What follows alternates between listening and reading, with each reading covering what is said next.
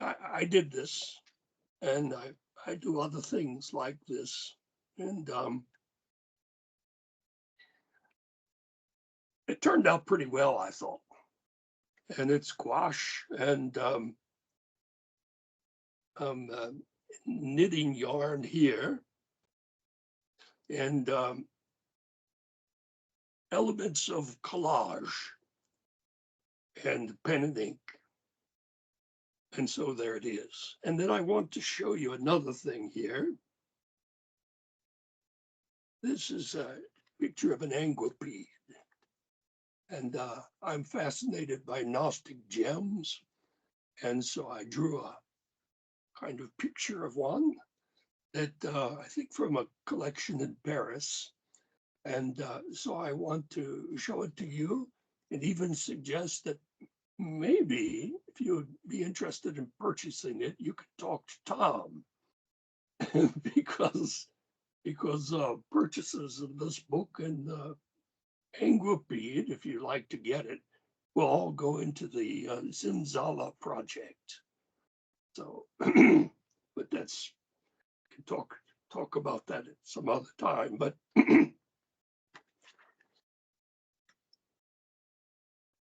I'd like to talk a little bit about Heraclitus.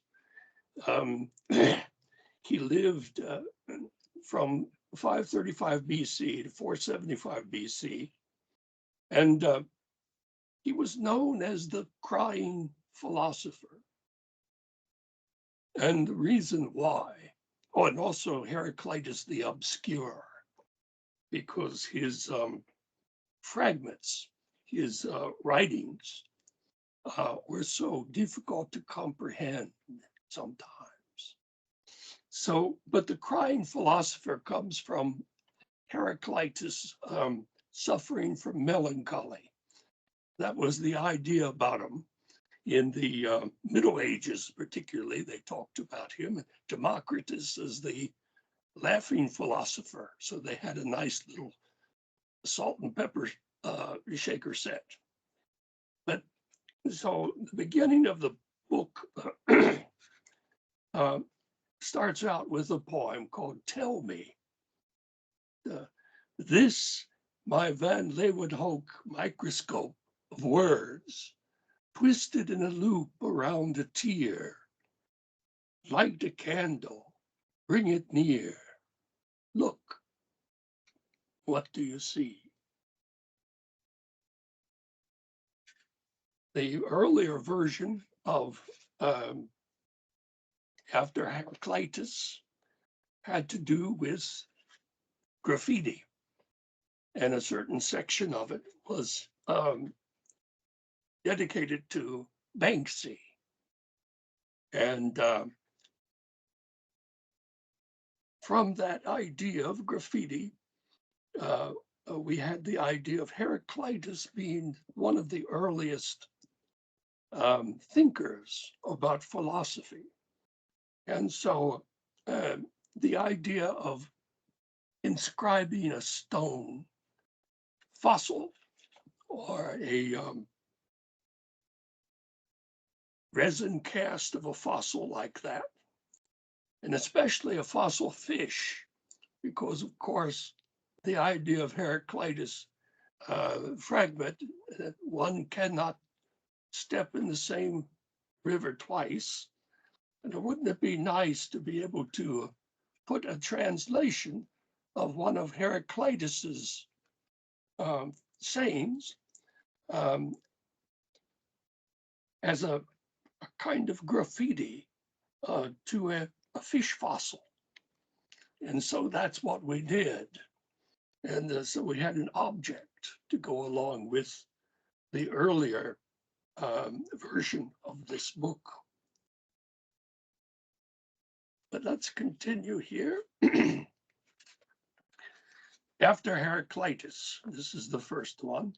Give ear not to the noise of my human voice, but accept the great eternal word, and to all is one take heed.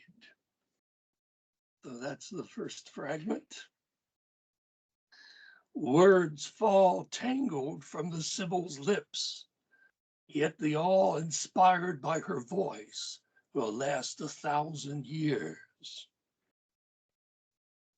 I kneel to things I can touch, see, smell, the forms of being, these I know well.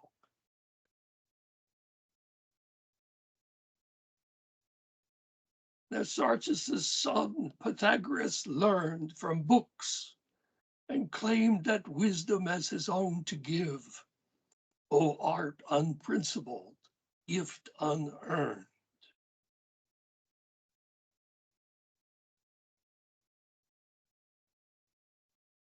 The souls in hell perceive by smell. Please believe me on this. Yes, this is from Heraclitus. It's true.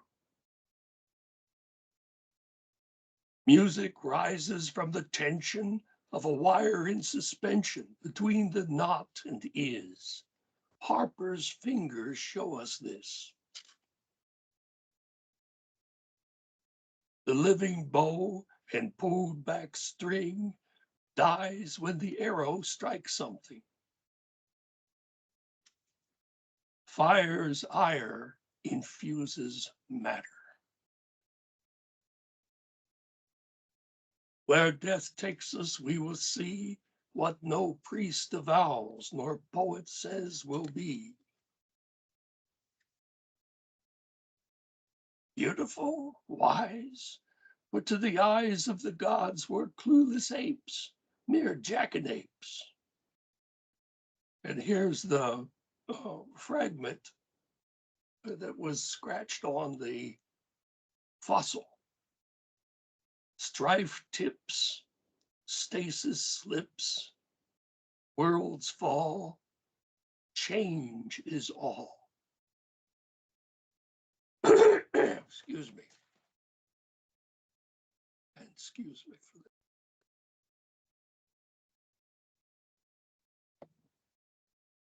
Now I'd like to interpolate a little bit. This is a poem called Thank You for Your Dire Device.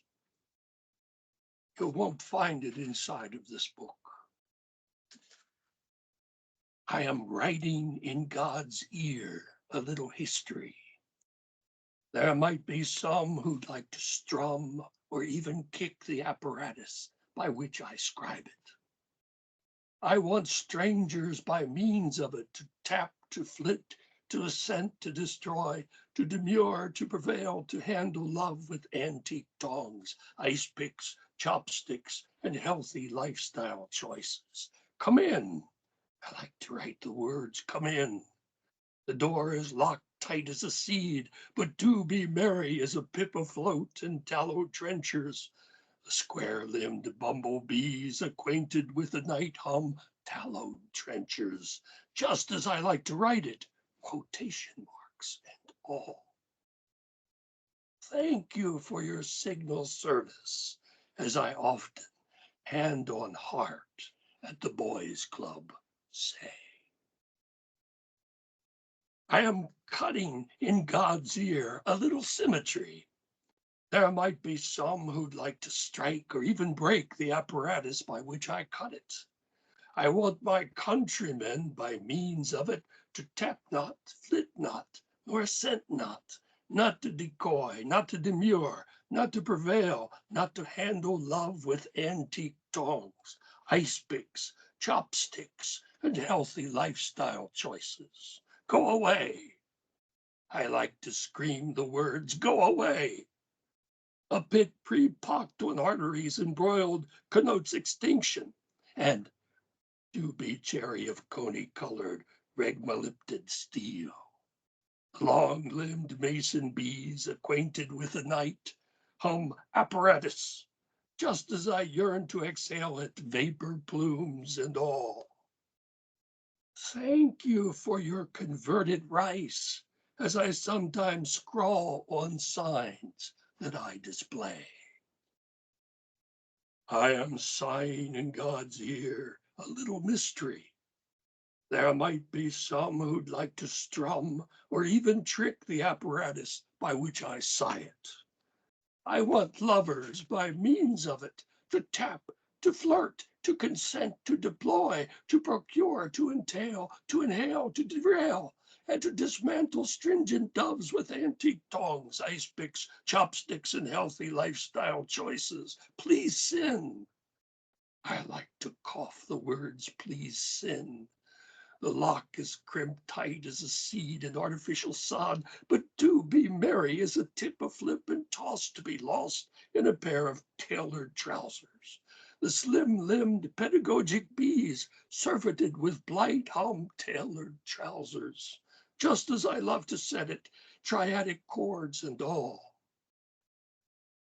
Thank you, objects, for your carnal vice, as I sometimes shout on the ice as I slip away.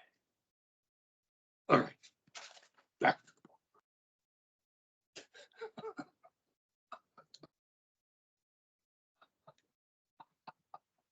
book. Please, yes, thank you.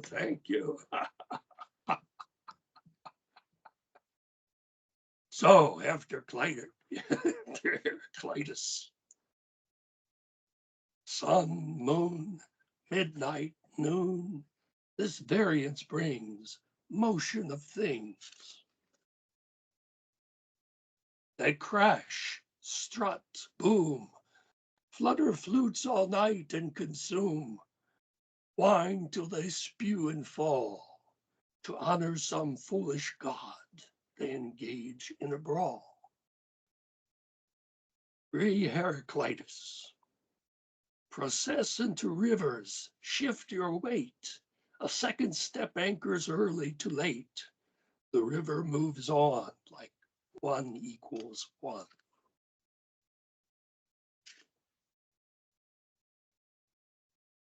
Now this is the section, the new section.